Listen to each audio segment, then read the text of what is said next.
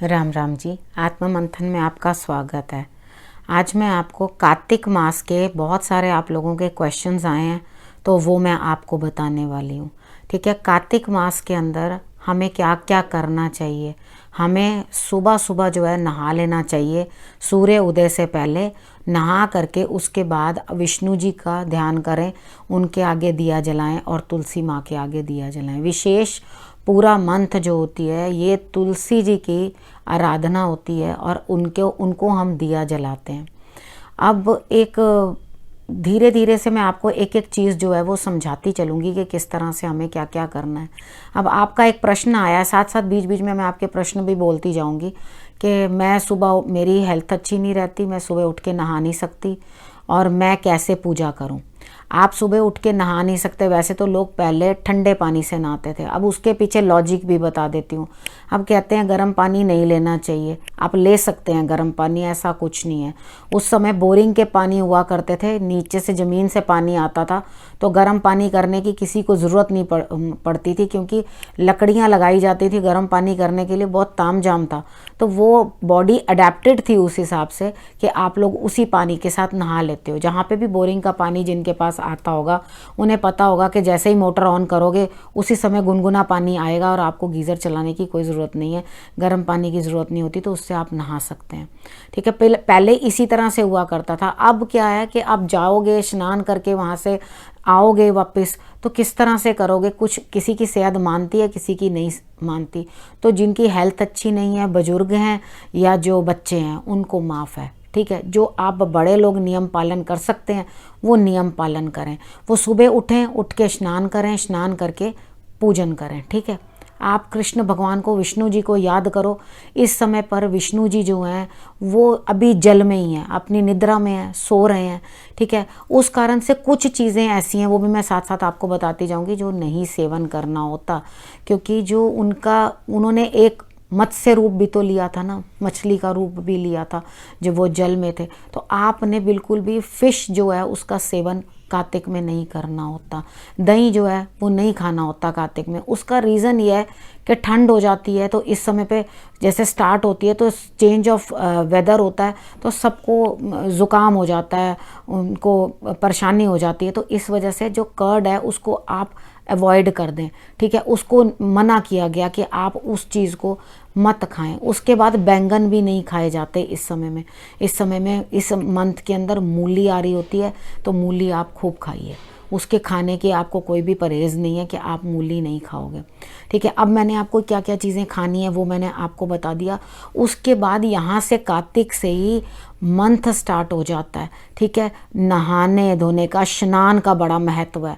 अगर तो आप तीर्थ स्थल पे जाकर स्नान कर सको बहुत ही अच्छा, ना कर सको तो बाल्टी के अंदर गंगा जल डाल लो, हर हर गंगे करते हुए आप स्नान कर लो। ठीक है, उस तरह से। अब मॉर्निंग में जो नहीं उठ पा रहे हैं, जो नहीं कर पा रहे, संध्या में भी आप, जो शाम के टाइम है, 2 टाइम मिलते हैं जिस टाइम, उस टाइम पे भी आप तुलसी के आगे दिया जो है, खुद हम लोग आरती पूजा करते हैं ना, उस टाइम जब 2 समय मिलते हैं, तो उस समय पर आपने क्या करना है, उस टाइम तुलसी को दिया जला दो, तुलसी जी की आरती कर लो। और उसके बाद उनके लिए एक आता है, मैं आपको 2-3 शब्द सुना देती हूँ, वो आप कहीं ना कहीं से ढूंढ सकते हो। फिर उसके से, जो ये मेरी तुलसी होई है चपत्तरी, सेवा कर दे बामन खत्तरी, राम ओ जी राम। पूरा भजन सुनाऊंगी तो बड़ा टाइम लग जाएगा, मैं थोड़ी वर्डिंग्स आपको बता देती हूँ। तुलसा माँ रानी नमो नमो, वृंदावन देवी नमो नमो, सारी प्रजा सेवी नमो नमो, तेरा हर यश गाइए नमो नमो। ठीक है, ये वर्डिंग्स हैं, तो इनको आप लेकर के जैसे भी करके आप इसको बोलिए। बोलने के बाद दिया जलाइए, देसी घी का दिया जलाना है। ठीक है, विष्णु जी के आगे भी जलाना है, अब उधर भी।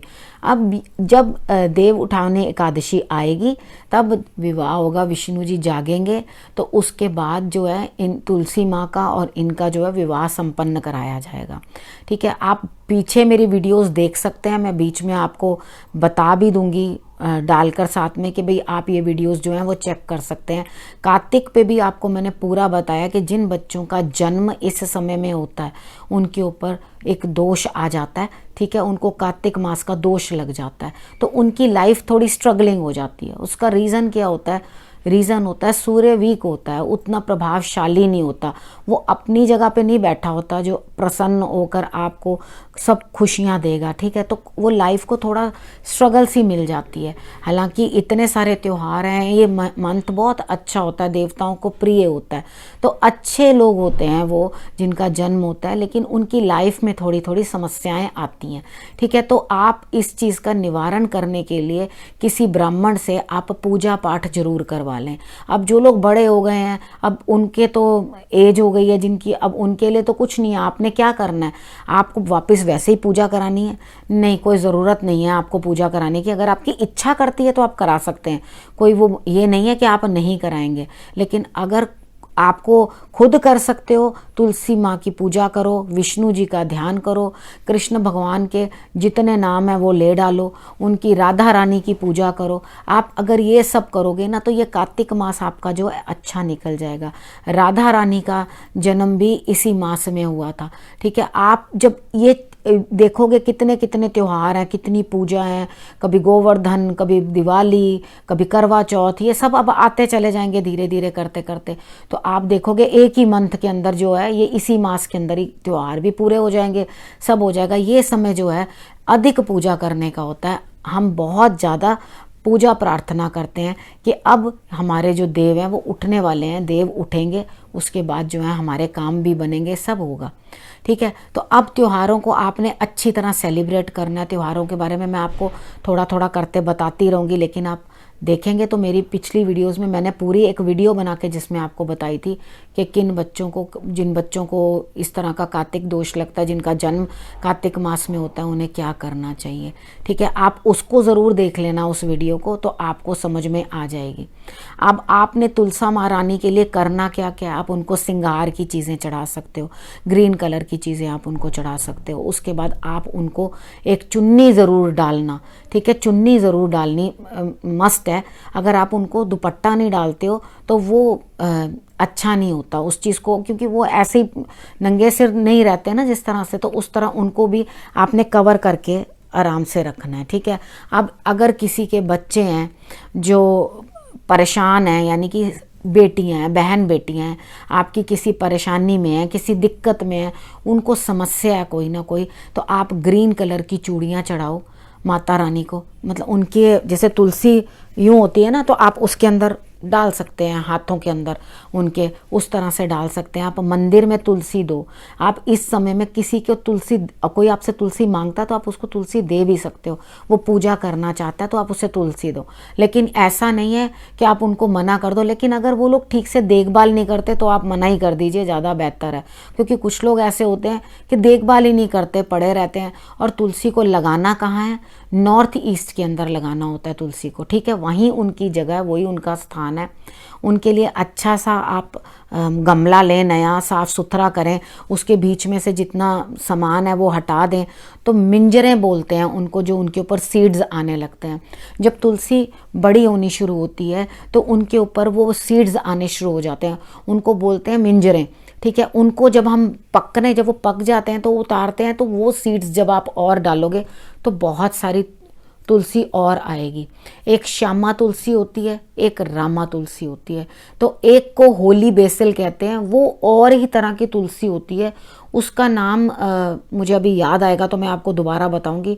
मुझे उसका नाम न्याज़बो कहते हैं उसे, वो भी एक तरह की तुलसी होती है, ठीक है। उसके बाद आपने जिसकी पूजा करनी है वो है या श्यामा और या रामा, दोनों में से आप कोई भी पूजा कर सकते हो। अगर आपके घर में एक से अधिक तुलसी है तो कोई भी प्रॉब्लम नहीं है, कोई भी दिक्कत नहीं। सिर्फ आप संडे वाले दिन का जो दिया है वो रोक लेना, ठीक है। उस दिन आप विष्णु जी के आगे दिया जला देना, ठीक है। संडे वाले दिन आप तुलसी पे दिया मत जलाना, वो उस दिन उनको रिलैक्स करने देना। लेकिन उनकी जो दिया है वो नेक्स्ट डे के लिए आप रख लोगे, यानी कि स्किप नहीं करोगे। वो जो जोत आपने बनाई हुई है ना देसी घी की, उसमें आपने अगले दिन, नेक्स्ट डे जब मंडे वाला दिन है, तो आपने 2 जला देनी है। अगर बाई चांस आप बीच में से पूजा करते हैं और आपकी तबीयत ख़राब हो जाती है, यानी कि आपको पीरियड्स आ जाते हैं, आप नहीं कर पा रहे हैं, 2-3 दिन आप स्किप करोगे ना, तो आपने क्या करना है, वो दिए आप ऐड ऑन कर लेना, यानी कि जब आप जलाओगे तो वो उतने दिए सारे के सारे आप जला के उन डेज को आप कॉम्पनसेट कर लेना, ठीक है। अब कितने लोग जो होते हैं वो स्पेशल तीर्थ जाते हैं, हरिद्वार जाते हैं। अगर ऐसा है कि आप लोग नहीं जा पा रहे तो आप एक स्टील की डिब्बी ले लो, ठीक है। स्टील की डिब्बी लेकर उसके अंदर आप जितनी बत्तियां बनानी है आपने उतनी बना के रख दो। कई लोग तो 365 डेज पूरा साल भर की बनाकर इकट्ठा बंच बनाकर वहाँ पे जाकर तीर्थ में जाके जला देते हैं, यानी कि हरिद्वार जाते हैं तब तो वहाँ पर वो उनको गंगा मैया के सामने वो जला देते हैं, ठीक है। अब आपने करना क्या है, अगर आपको ऐसा लगता है कि आप नहीं गए हो वहाँ, अगर आप जा रहे हो तो प्लीज़ 365 डेज़ का लेकर जाना, अपने वहाँ पूरी बत्तियाँ बना के वो देसी घी में डिप करके वहाँ पर आप ज़रूर जला के आना। तो आपके इतने दिन के माने जाते हैं कि आपने हर दिन वहाँ पर दिया जलाया है, ठीक है। तो आपने इस तरह से करके इन दियों को जो है कॉम्पनसेट कर लेना है, ठीक है। ये भी आपका प्रश्न था मैं ना जगा सकूँ तो मैं क्या कर सकूँ, तो मैंने आपकी वो सारी बातें जो हैं वो आपको समझा दी हैं किस तरह से आपने करना है और किस तरह से आप इस चीज़ को समझोगे, ठीक है। अब आपने मंदिर में भी दे सकते हो, अगर आपको दिक्कत है कोई तो चुन्नी आप उड़ा सकते हो, वो मैंने आपको बता दिया है। उसके बाद अगर आपकी बिटिया रानी किसी प्रॉब्लम में है तो एक रेड कलर की मौली लेकर उसे आप तुलसी को थोड़ा सा बांध दो। मिंजरे मैंने आपको बताई हैं वो उतार देना, जब आप छोटी छोटी करके उतारते जाओगे तो वो फैलावट में आ जाती हैं, नहीं तो वीक पड़ जाती है तुलसी, ठीक है। जैसे ही वो मतलब सीड्स देने लग जाती हैं तो वो उनकी कमजोरी आ जाती है और सारी जो ताकत है प्लांट की वो सारी की सारी सीड्स के ऊपर चली जाती है। तो जब आप सीड्स निकाल दोगे, तोड़ दोगे, छोटे छोटों को ही तोड़ दोगे तो आप देखोगे कि वो फैलती चली जा रही हैं, ठीक है। जब वो बहुत अधिक विस्तार में फैल जाए ना तो आप उसे कलेक्ट जरूर करें, यानी कि या दुपट्टा बांध के, क्योंकि कहते हैं कि तुलसी को नज़र भी लग जाती है। अब हम जहाँ रहते हैं तो वो घर मेरा नॉर्थ फेसिंग है, तो नॉर्थ फेसिंग हाउस है मेरा, तो नॉर्थ ईस्ट के अंदर मैंने रखी, तो मैं बिना माली के खुद अपनी तुलसी की देखभाल करती हूँ। तो जब माली मेरे यहाँ पर आया तो वो उन्होंने आके कहा कि इस डायरेक्शन में जहाँ सनलाइट ही नहीं है, अगर यहाँ आपकी तुलसी लगी है तो आपकी तुलसी को तो नज़र लग जाएगी। मैंने कहा नहीं, मेरी तुलसी को नज़र नहीं लगेगी, और मैंने उनके आसपास एक दुपट्टा जो है वो डाल रखा हुआ है, मेरी तुलसी को बिल्कुल नज़र नहीं लगेगी।